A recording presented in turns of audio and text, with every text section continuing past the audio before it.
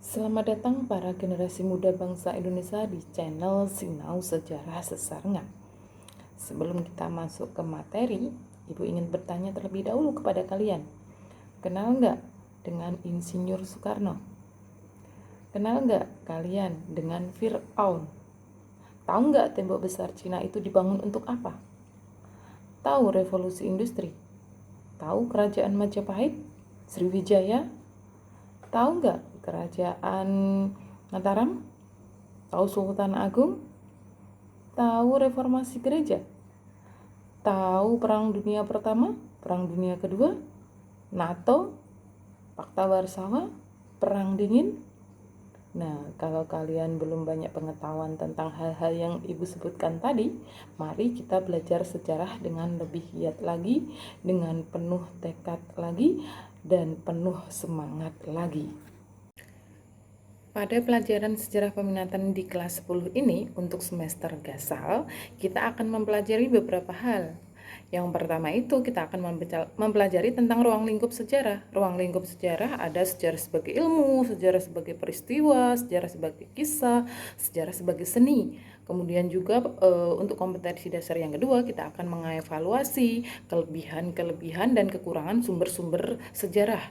Yang ketiga, kita akan mencoba mempelajari tentang langkah-langkah penelitian sejarah dari heuristik, kritik sumber, interpretasi data, kemudian historiografi atau penulisan sejarah. Yang KD terakhir atau kompetensi dasar terakhir di semester ini, kita akan menganalisis ciri-ciri dari historiografi tradisional, kolonial, dan juga modern. Belajar sejarah. Apa sih arti sejarah? Kalau dari bahasa Arab, berasal dari kata sajarotun yang artinya pohon. Kalau pohon itu kan banyak ranting-rantingnya ya. Nah, itu identik dengan silsilah. Nah, di Indonesia sendiri ini, pada zaman dahulu kita mempelajari sejarah, yang kita pelajari adalah silsilah keluarga raja. Nah, kalau sekarang kita belajar sejarah, kita mempelajari tentang masa lalu.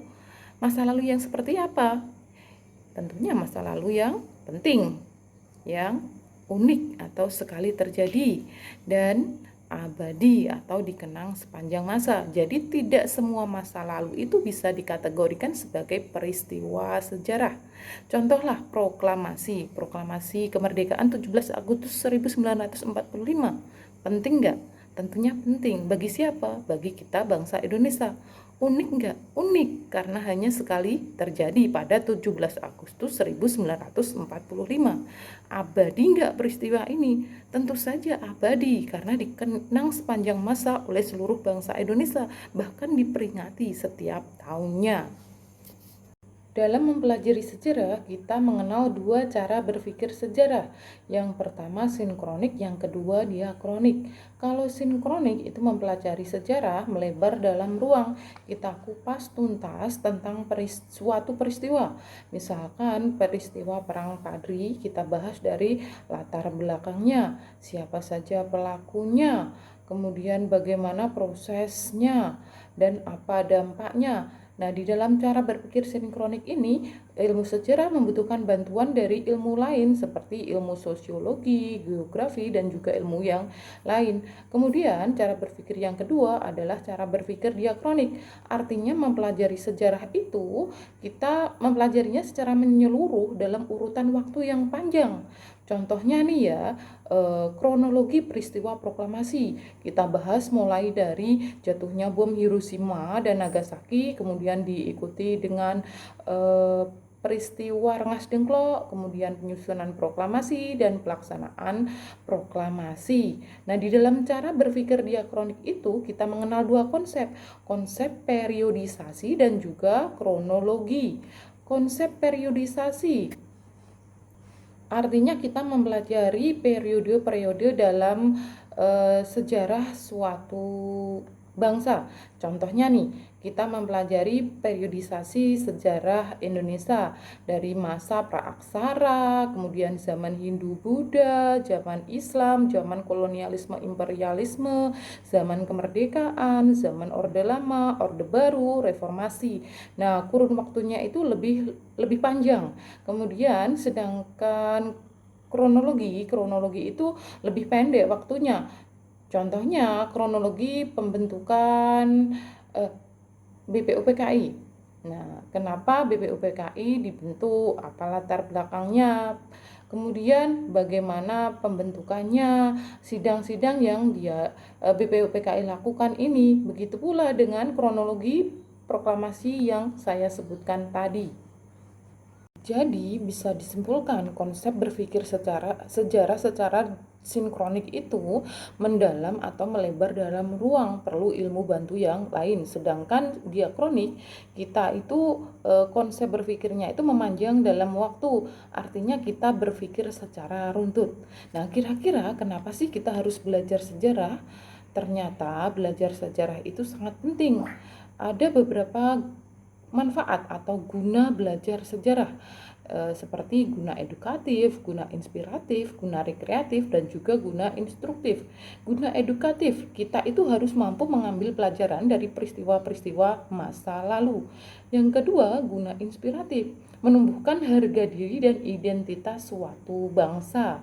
Guna rekreatif, dengan menerobos ruang dan waktu, kita harus mampu mengikuti perkembangan kejadian-kejadian yang terjadi di dunia ini. Sedangkan guna instruktif ini untuk menunjang ilmu yang lain seperti navigasi, teknologi senjata, jurnalistik, taktik militer.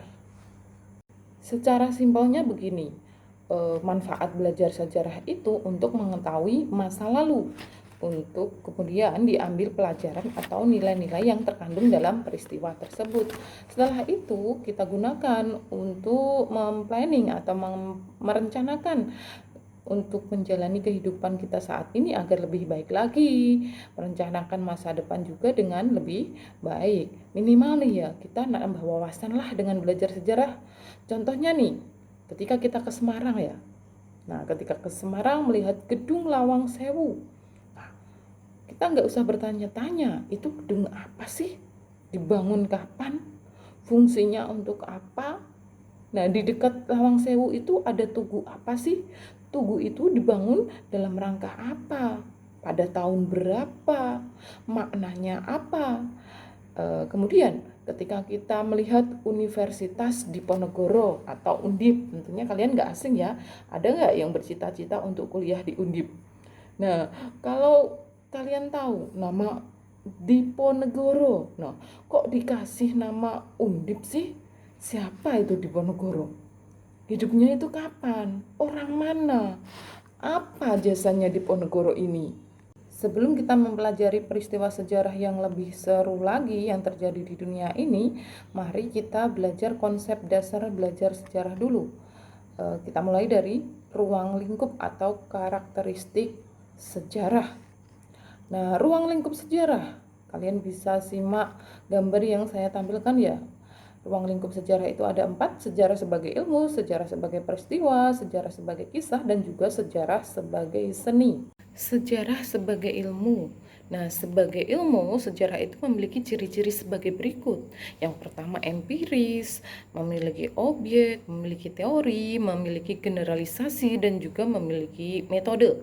Nah, empiris itu merupakan pengalaman nyata manusia atau kejadian yang benar-benar terjadi dan dapat dibuktikan kebenarannya melalui bukti-bukti.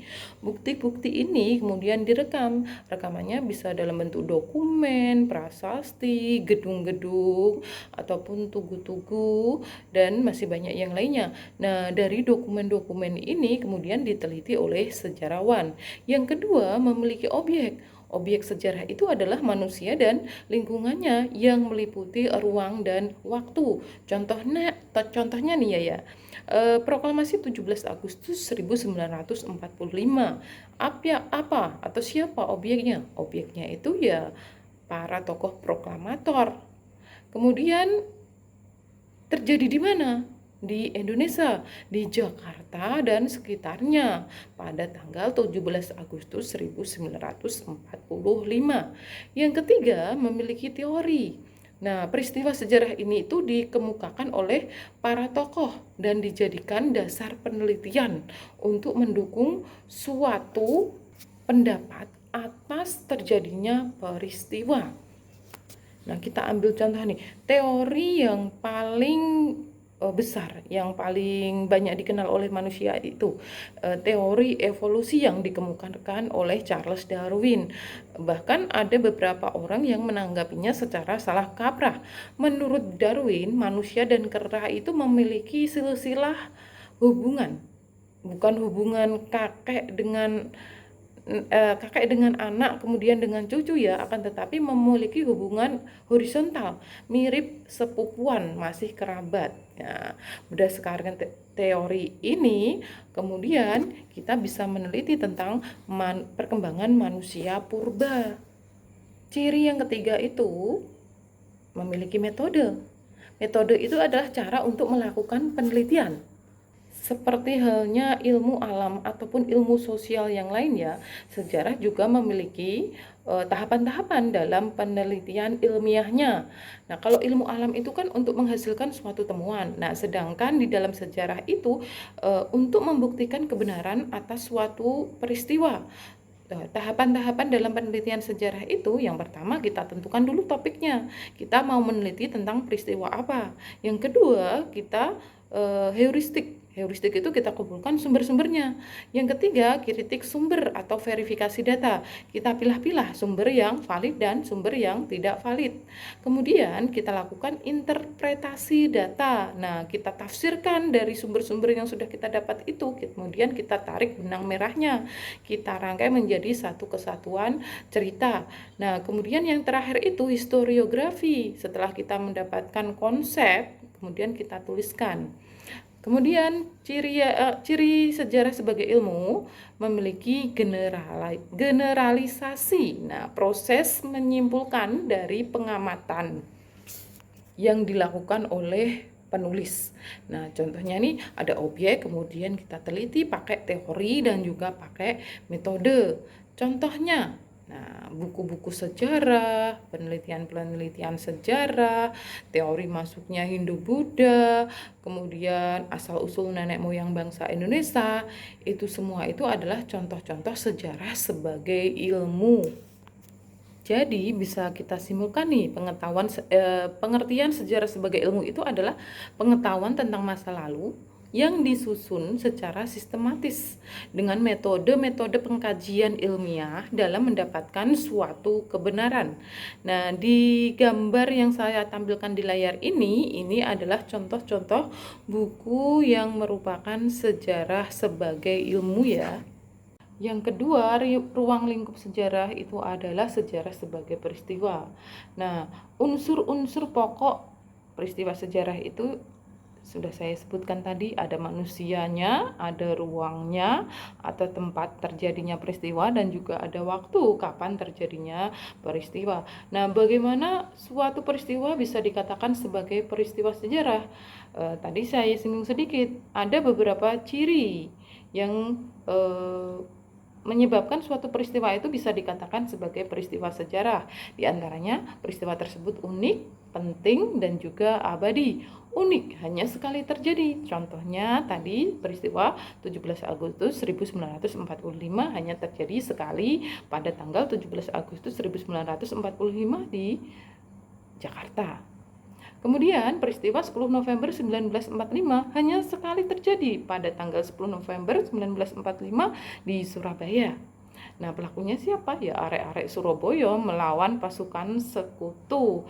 Kemudian Bandung Lautan Api. Bandung Lautan Api hanya sekali terjadi pada masa Revolusi Kemerdekaan Indonesia. Yang kedua, ciri sejarah sebagai peristiwa, yakni peristiwa tersebut harus penting, punya pengaruh bagi orang banyak. Contohnya nih ya, peristiwa konferensi meja bundar dikatakan penting karena dengan adanya konferensi meja bundar ini akhirnya bentrok antara Indonesia dengan Belanda pada masa Revolusi Kemerdekaan Indonesia tahun 45 sampai 49 itu berhasil diakhiri dengan pengakuan kedaulatan yang dilakukan oleh Belanda atas Republik Indonesia Serikat. Kemudian contoh lagi nih, peristiwa proklamasi penting karena merupakan tonggak terlepasnya Indonesia secara resmi dari belenggu penjajahan Jepang. Nah, ciri yang ketiga sejarah sebagai peristiwa itu adalah abadi. Nah, dikatakan abadi karena peristiwa ini dikenang sepanjang masa. Contohnya, runtuhnya tembok Berlin dikatakan abadi karena sepanjang masa akan dikenang oleh para warga Jerman yang ada di Jerman Barat maupun Jerman Timur. Revolusi industri, kemudian Perang Dunia Pertama, Perang Dunia Kedua. Contoh lagi nih, rapat raksasa di lapangan Ikada, itu merupakan peristiwa yang unik, penting, dan abadi. Kongres Pemuda tahun 1926 dan juga 1928. Contoh peristiwa yang merupakan peristiwa sejarah, jatuhnya bom di kota Hiroshima dan Nagasaki, hanya sekali terjadi. Kemudian peristiwa gerakan 30 September atau gerakan yang dilakukan oleh Partai Komunis Indonesia. Ruang lingkup sejarah yang ketiga itu adalah sejarah sebagai kisah. Sebagai kisah, peristiwa sejarah itu merupakan cerita, kesan, memori, tafsiran tentang peristiwa yang terjadi di masa lampau. Nah, simpelnya begini, sejarah sebagai kisah itu adalah menceritakan kembali. Yang diceritakan kembali itu tentang peristiwa masa lalu. Nah, kalau berkata tentang menceritakan, tentunya akan bersifat subjektivitas ya, tergantung dengan si pencerita. Seperti latar belakangnya si pembawa cerita itu seperti apa, asal usulnya seperti apa, pendidikannya seperti apa, dan tujuan orang tersebut menceritakan itu untuk apa. Nah, dari latar belakang inilah nanti bisa mempengaruhi jalan cerita sejarah seperti apa. Nah, sejarah sendiri ini bisa dikisahkan atau diceritakan secara lisan maupun tertulis.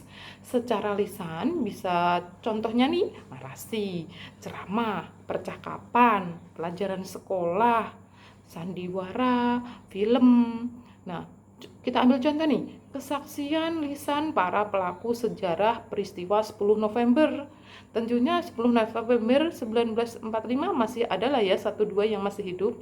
Apalagi peristiwa G30 SPKI yang terjadi tahun 65. Pastinya masih banyak lah para saksi-saksi peristiwa. Nah, akan beda cerita ketika saksi A dan saksi B menceritakan, tergantung memori ingatan mereka itu seperti apa, ingatan narasumber yang kita jadikan rujukan dalam menceritakan sejarah.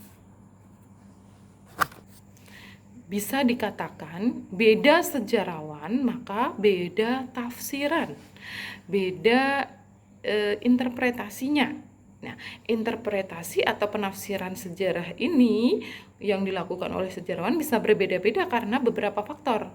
Bisa faktor ingatannya, kepentingan politiknya, pribadinya, kelompoknya, kemudian karena budayanya, karena pembendaharaan pengetahuannya, kemudian kemampuan berbahasanya, kemudian nilai-nilai seperti nilai agama, nilai moral, nilai etika. Nah, contoh nih, contoh sejarah sebagai kisah. Nah, sejarah politik ini masuk ke dalam sejarah sebagai kisah. Contohnya masa tanam paksa. Kemudian sejarah sosial. Contohnya pemberontakan kaum petani atau gerakan protes sosial. Nah, contoh lagi sejarah kebudayaan, sejarah teknologi, kemudian kisah Ken Arok. Kita ambil contoh saja nih, Diponegoro, biografi Diponegoro. Kalau yang menceritakan sejarawan yang pro-kolonial, kisah Diponegoro ini merupakan dia itu adalah pemberontak. Kalau yang menceritakan itu pro Diponegoro dikatakan sebagai pahlawan jika si pencerita itu adalah orang yang pro bangsa Indonesia. Contoh lain, Perang Bubat. Perang Bubat ini, dalam Perang Bubat Gajah Mada bisa dianggap pahlawan oleh Majapahit, tapi bisa dianggap sebagai penjahat oleh Kerajaan Sunda. Nah, contoh-contoh yang lain bisa kalian lihat di gambar yang saya tampilkan di samping ini ya. Lingkup sejarah yang keempat itu adalah sejarah sebagai seni. Sejarah sebagai seni itu, peristiwa sejarah itu dikemas secara sedemikian rupa. Nah, akibatnya pembaca tertarik atas informasi sejarah sehingga akan tercapai sasaran yang ingin diinformasikan oleh sejarawan. Hal ini kaitannya dengan cara merekonstruksi atau menuliskan atau menceritakan sejarah dengan penuh keindahan. Nah, hal-hal yang harus dimiliki oleh sejarawan ketika melakukan kegiatan bercerita, yakni sejarawan harus memiliki intuisi, imajinasi, emosi, dan juga gaya bahasa yang baik. Intuisi itu insting ya, pemahaman secara langsung yang dimiliki oleh sejarawan selama masa penelitian. Nah, di sini sejarawan itu harus mengerahkan naluri, menggunakan nalurinya untuk memahami, lalu merekonstruksi peristiwa berdasarkan sumber. Sejarawan mampu memahami peristiwa secara langsung saat meneliti, menulis, atau juga bercerita. Intuisi ini biasanya dilakukan saat menentukan atau memilih topik. Nah, yang kedua, sejarawan harus memiliki imajinasi atau membayangkan. Nah, imajinasi ini digunakan saat menyusun fakta-fakta sejarah agar urut atau mudah dipahami. Nah, di sini sejarawan itu membayangkan apa ya yang terjadi pada sebelum peristiwa tersebut, saat peristiwa tersebut seperti apa, dan kejadian setelahnya seperti apa. Nah, di sini pikiran sejarawan itu harus bisa menerobos masa silam, membayangkan kondisi peristiwa tersebut seperti apa. Nah, imajinasi berdasarkan data biar tidak terjadi anakronisme atau kesalahan menempatkan peristiwa sejarah. Contohnya nih, maling kundang naik NMAX. Nah, itu kan tidak tepat ya. Maling kundang hidup di zaman apa? Kenapa bisa naik NMAX? Kalau naik maling kundang naik kapal, mungkin masih bisa nyambung. Kemudian selanjutnya sejarawan harus memiliki emosi. Nah, emosi bukan marah-marah ya. Emosi sejarawan itu digunakan untuk menyatukan perasaan dengan objek. Seolah-olah itu dialah yang mengalami peristiwa sejarah tersebut. Nah, penulisan dengan emosi tujuannya itu adalah menghadirkan nilai-nilai atau mewariskan nilai-nilai. Nah, di sini itu dikenal dengan historical thinking atau menempatkan pikiran pelaku sejarah pada pikiran sejarawan. Yang keempat, sejarawan itu harus memiliki gaya bahasa yang baik, menarik. Nah, seperti Kunto Wijoyo. Kunto Wijoyo menyatakan sejarah itu bukan sastra. Jadi gaya bahasanya itu juga tidak perlu berlebihan, tidak perlu memakai majas-majas, perumpamaan-perumpamaan yang berlebihan. Nah, hal ini dalam hal cara kerja, kebenaran, dan kesimpulan, tujuannya itu untuk itu. Jadi peristiwa sejarah kemudian diteliti oleh sejarawan mengeluarkan imajinasi, kemudian sejarawan dari hasil imajinasinya itu menghasilkan hasil karya sejarawan yang menceritakan atau memberikan info yang lengkap, tuntas, jelas tentang sebuah peristiwa. Contohnya di relief-relief Candi Borobudur itu banyak sekali cerita-cerita sejarah, atau juga di Prambanan ya. Di Prambanan itu kan setiap purnama itu selalu ada pagelaran Ramasinta. Kemudian juga pagelaran wayang kulit, ketoprak, film. Kemudian film-film Indonesia itu yang film kolosal itu banyak sekali menceritakan tentang peristiwa sejarah seperti peristiwa Wali Songo, peristiwa Perang Diponegoro, kemudian Ada juga nih film yang terkenal pada masanya itu, ada Tutur Tinular kalau kalian pernah melihatnya. Itu menceritakan tentang berdirinya kerajaan Majapahit. Ada juga film Sang Pencerah itu tentang Kiai Haji Ahmad Dahlan, pendiri Muhammadiyah. Kemudian ada juga film Sang Kiai. Nah, film Sang Kiai itu tentang kisah perjuangan bangsa Indonesia, sebuah pesantren yang berjuang akibat ditindas Jepang. Kemudian ada juga lenong, ludruk, tarian-tarian yang merupakan contoh sejarah sebagai seni. Demikian tadi itu ya materi awal kita di kompetensi dasar yang pertama tentang ruang lingkup sejarah.